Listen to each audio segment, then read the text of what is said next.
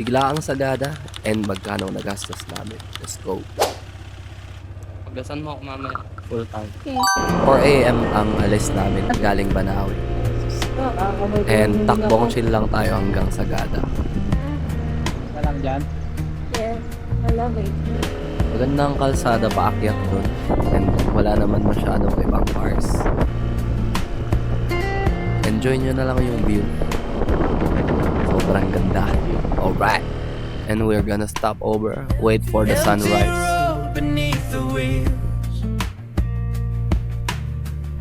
dust wind steals a faded fields, endless lines along. Umakyat na kami papuntang Mount Polis.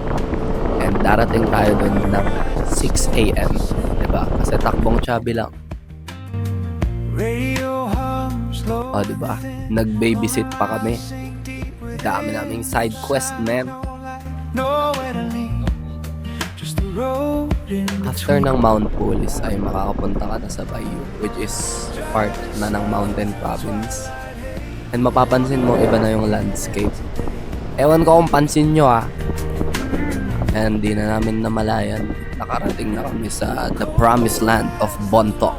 the track, leave the old ghost in the back. Di na namin na-videohan pero sobrang excited kung ma-full tank. Rumekta na lang agad kami ng Sagada. So ito na yung paakyat.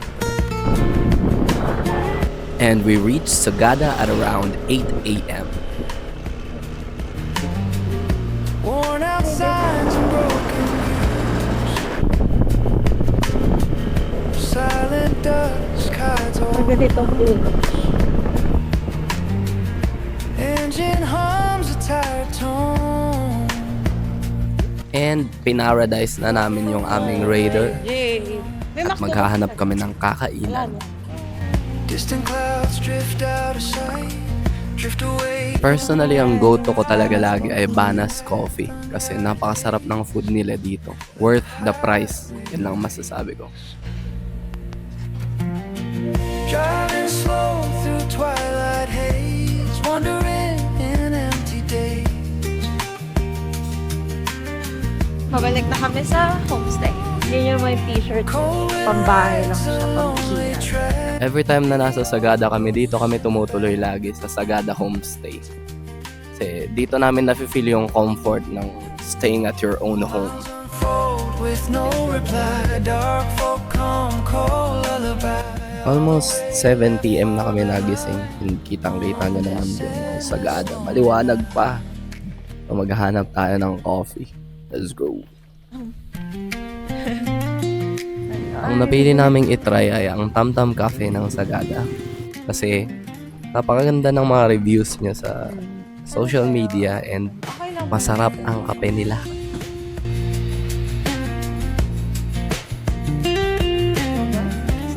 Bumalik na kami sa aming homestay and naisipan namin na dito na mag-coffee and mag-order na din ng dinner. Naisip namin dito na part na since gabi kami gising, wala kaming gagawin sa Sagada kasi walang nightlife sa Sagada. So nag-decide na lang kaming umuwi.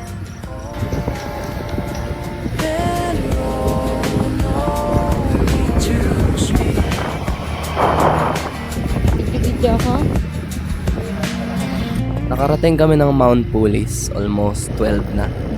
Kasi takbong Chubby lang tayo. Kasi biglang foggy. Kita nyo naman agad yung ambience ng Banahaw, diba? Foggy agad yung bungat sa lahat ng nagastos namin sa aming biglaang trip ng Sagada. Nagpamahal dun is yung pag-book namin ng overnight. Pero okay din naman kasi nakapag-rest kami. Matulog dun. And masasabi ko lang worth it lahat ng sentimo na gagastusin mo sa Sagada. So tara na. So anong inaantay nyo mga taga-baba? Huwag niyong kalimutan yung aming coffee shop AFK Coffee. Yun na muna sa ating vlog. Ako ay matutulog na. Kapepe for life. Bye-bye.